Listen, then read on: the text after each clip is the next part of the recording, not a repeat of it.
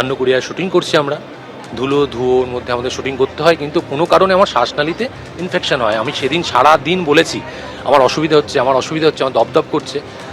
বিকেল 4টের সময় বা 5টার সময় আমি ব্ল্যাঙ্ক আউট হয়ে অজ্ঞান হই, এবং ওইখান থেকে আমাদের বিশ্বনাথ বসু প্রোডাকশন কোনো দায়িত্ব নেয়নি, আমাদের সেক্রেটারি দাঁড়িয়ে ছিল। বিশ্বনাথ বসু অ্যাম্বুলেন্স করে আমাকে পাঠায় আরএনটেগর। আমার প্রায় ঘন্টার দেড়েক আমি সেন্সলেস। অ্যাম্বুলেন্স করে আমি পৌঁছোই আরএনটেগরে, ভর্তি হই, আমার শ্বাসনালীতে ইনফেকশন পাওয়া যায়। দেন প্রোডাকশন হাউস থেকে বারবার করে ডেট চাওয়া হয় যে আমাদের শুটিংটা শেষ করো, আমাদের লোকেশন পড়ে আছে।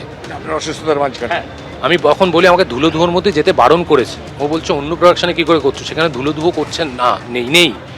বললো ঠিক আছে, আমরা অ্যাসিওর করছি, আমরা প্রিকশন নিয়ে কাজ করব। আমি পৌঁছাই, বিশ্বাস করে পৌঁছই। ধান্যকুড়িয়াতে গিয়ে আমি দেখতে পাই যে প্রথম স্কেডিউলে ধুলো ধুয়োর ব্যবহার হয়েছিল তার থেকে 10 গুণ বেশি। এখানেও আমার সেক্রেটারি উপস্থিত, তিনি মুখে কলু, তিনি বলেওনি একবার যে আর এইভাবে নিও না ওর শর্টগুলো। সেক্রেটারি মানে না, আমার ফোরামের সেক্রেটারি।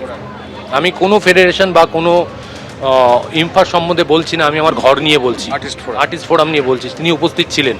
সেই প্রোডাকশন হাউসের ক্ষোভ থেকে যায়। 15 তারিখ আমাকে শুটিংয়ে ডাকা হয়, আপনারা ফুটেজ দেখে নিন। সারা দিন সচ্ছলভাবে শুটিং হয়। সন্ধ্যেবেলায় 15 তারিখ একটু দেখে নিন আপনাদের মিডিয়াতে। চন্দননগর গঙ্গা অঞ্চল সংলগ্ন অঞ্চলে তুমুল ঝড় বৃষ্টি ওঠে, সেখানে নৌকো সাজানো হয়, সেখানে শুটিং করানোর কথা হয়। আমি তখন বুঝতে পেরেছিলাম আগের অভিজ্ঞতা থেকে আমি ওখানে না করি। সেই রাগটা 16 তারিখ সকালবেলা গালিগালাজ দিয়ে তারা পূরণ করে। আমি দেন তাদের মেল করি। আজকে 4 তারিখ রাহুলদা চলে গেলেন, সেই দিন এসে আমাকে জানাতে হচ্ছে তার মেল এখনও মেলের উত্তর আসেনি।